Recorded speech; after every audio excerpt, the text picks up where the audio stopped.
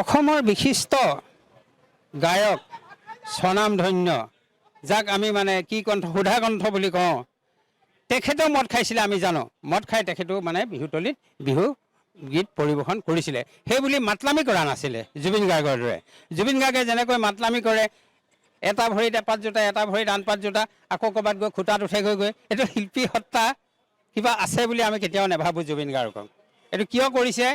বেলতলা বিহু মানে সমিতিয়ে আমি সেই কথাটো ধৰিব নোৱাৰোঁ মই সঁচাকৈ আকৌ এবাৰ ক'ম যে বেলতলা বিহু সমিতিৰ লগত জুবিন গাৰ্গৰ নিশ্চয় কিবা বুজা পৰা আছে তাৰ বাদে অন্য একো কথা নহয় সেইটো বৰ হাঁহি উঠা কথা এইটো বৰ হাঁহি উঠা কথা আমি এই ক্ষেত্ৰত কেতিয়াও এইটো সমৰ্থন নজনাওঁ বেলতলা বিহু সমিতিয়ে দিছেনে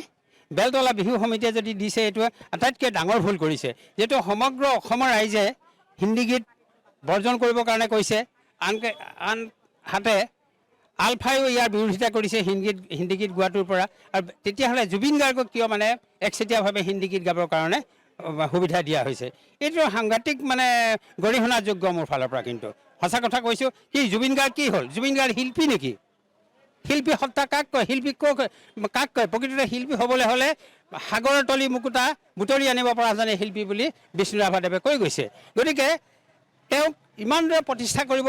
বিচৰা কাৰণটো কি থাকিব পাৰে নিশ্চয় বেলতলা সমিতিৰ লগত তেওঁ কিবা বুজা পৰা আছে বুলি আমি ভাবোঁ সেইকাৰণে হিন্দী গীত গাবলৈ অনুমতি দিছে সমগ্ৰ অসমৰ মানুহে যিটো মানে বিৰোধিতা কৰিছে সেই বিৰোধিতাটোক উপেক্ষা কৰি বেলতলা বিহু সমিতিয়ে কি কাম কৰিব এইটো আমাৰ ফালৰ পৰা গৰিহণাযোগ্য শিল্পীসকলৰ প্ৰতি সাধাৰণতে মই প্ৰকৃততে যিকোনো মঞ্চলৈ বিহু মঞ্চলৈ শিল্পীক অনাটো মই পচন্দ নকৰোঁ মোৰ চিধা চিধি কথা তাৰ পৰিৱৰ্তে যিকোনো উদ্যোক্তা সমিতিয়ে জনগোষ্ঠীয় সাংস্কৃতিক সমাৰোহ পাতক জনগোষ্ঠীয় সাংস্কৃতিক সমাৰোহ পাতি বিভিন্ন জনগোষ্ঠীৰ মানে বিভিন্ন ধৰণৰ লোকনাচবিলাক আনক লোকনাচবিলাক আনি এজন শিল্পীকে যদি 7 লাখ 8 লাখ টকা যদি দিব লগা হয় বা 5 লাখৰ পৰা 10 লাখ টকা যদি দিব লগা হয় এই হেৰি যদি কৰা যায় জনগোষ্ঠীয় সমাৰোহ যদি পতা যায় কৃষি সমাৰোহ যদি পতা যায় তেতিয়াহ'লে আমাৰ মাজত শান্তি সম্প্ৰীতি ঐক্যৰ বান্ধোন আমি কটকটীয়া হ'ব বুলি ভাবোঁ গতিকে মই আকৌ সেইফালৰ পৰা মই অনুৰোধ জনাওঁ যাতে বিহু সমিতিৰ উদ্যোক্তাসমূহে যাতে শিল্পী অনাতকৈ যাতে জনগোষ্ঠীয় কৃষ্টি সমাৰোহ পাতক তাৰ কাৰণে মই আহ্বান জনাইছোঁ